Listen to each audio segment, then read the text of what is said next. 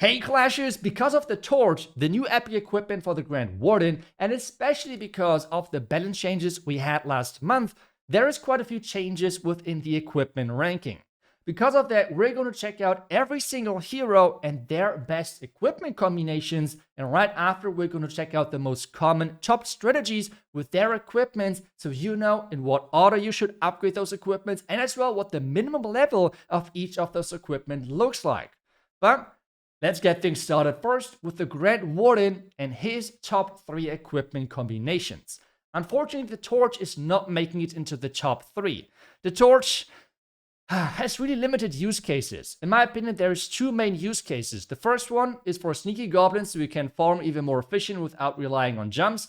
Not the greatest, but hey, still one of the best use cases for that equipment. The second best use case, in my opinion, is with in Royal Champion Charge. That's right, if you're doing a mass Royal Champion Charge, just replace the dragons with a ground army like Super Yetis or Titans, and with the Torch you can get through the walls really quickly, and you can make this work pretty successfully. I have covered this strategy like a couple of days ago in the event reveal video, but still you need like a level 27 Torch for that to make it work. So it's quite expensive. This is why it's not making it into the top 3. Instead, if you want to have the Warden in a supportive role, the Eternal Tome and Healing Tome is just the best way to go about it.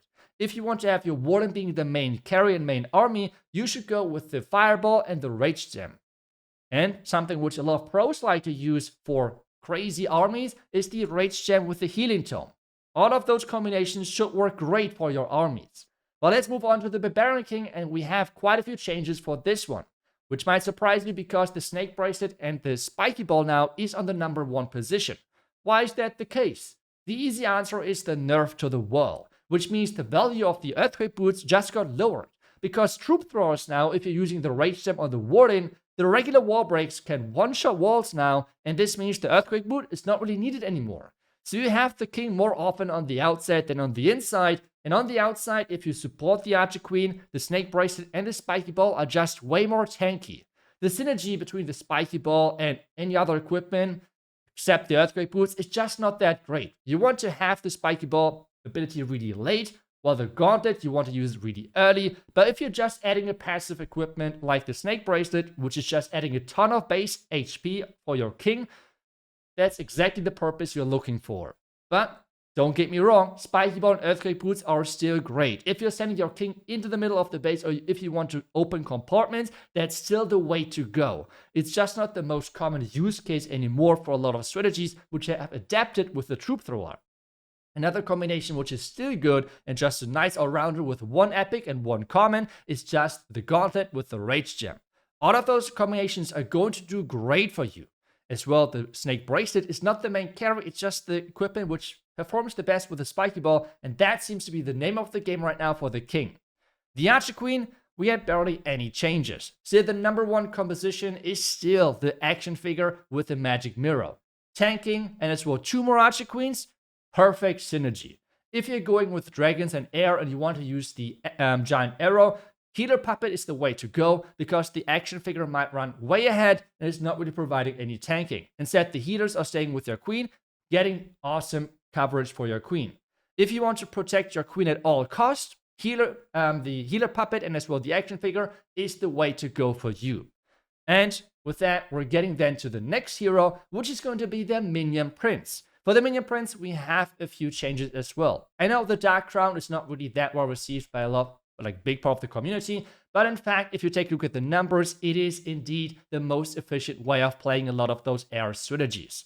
If you're talking about ore efficiency, then you should just go with the Henchman Puppet, because that is going to do the job as well. The Dark Orb is just doing it a little bit better. So for people who have access to a maxed Dark Crown, just go with that. If you do not have it maxed, go with the Henchman Puppet and that is still good to go. But still, this means that I have to put it on the number 1 position just because stats-wise, it is outperforming the Henchman Puppet, even if it's just by a little bit. If I would consider the ore cost, then the Henchman Puppet for sure is the more efficient one, but right now we're just going based on strength. And with that, this is why the ranking looks like this. Number 1, Dark Crown with the Dark Orb with the Henchman on the number 2 position. On the number 3 position, then we have the Metal Pants, just if you need your Minion Prince in a really tanky way in your strategy. The Royal Champion, again, not really many changes. The number one position, the number one combination is still the Electro Boots with the Rocket Spear. You can use it in many different ways, especially with the Royal Champion charge, and then the Rocket Spear allows you to have the Royal Champion falling back, recovering hit points, and other troops can tank for him or for her. Next one, Electro Boots with the Haste Vial. Especially in Royal Champion charges, a really nice thing, and especially for long Royal Champion charges, a really effective tool. So that's why it's on number 2. For lower town level players, you can use the Electro Boots as well with the Hog Rider puppet, but this is going to fall off as you're progressing through the higher town level because the recovered hit points are just not scaling as great. But still the number 2 position. If you're going for air attacks or like I don't know, Warden charge with rocket, with the Rocket Spear and Shield, that is totally fine as well, and that's why it's the number 3 position. But now let's take a look at all of those strategies. And I feel like first off, I have to explain the graphic because it might be a little bit overwhelming. In the middle, we see this strategy itself. On the outside, you see all 8 equipments which are needed for the strategy. The white numbers are the priority list, which you should follow to really maximize the effectiveness of the strategy. Which means, for a Royal Champion Charge Mass Dragon attack, the Electro Boots are quite important. Then in red, we have the minimum level you need to really effectively use that equipment. And as well, the level you should always try to go for before going to the next equipment. Which means, get your Electro Boots to level 12 at least, then move on to the Eternal Tome, get it to level 9 at least, then move on to the Dark Orb, get level 15 at least, and so on. This is how you can really nicely maximize the value out of your equipments for specific strategies. And this is where we go through different strategies so you have an example of what you should look for equipment-wise and as well what the minimum level looks like.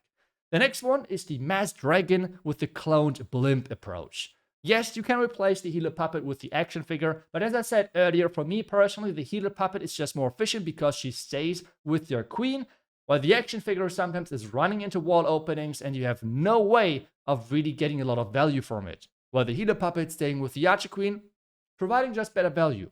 With level 9, with the Giant Arrow, you can one-shot sweepers. Otherwise, on town level 17, you need it on level 18 to one-shot air defenses. For ground attacks now, like the Trooper Yetis, we have now mostly the King on the outside, which means Snake Bracelet and the Spiky Ball are the way to go.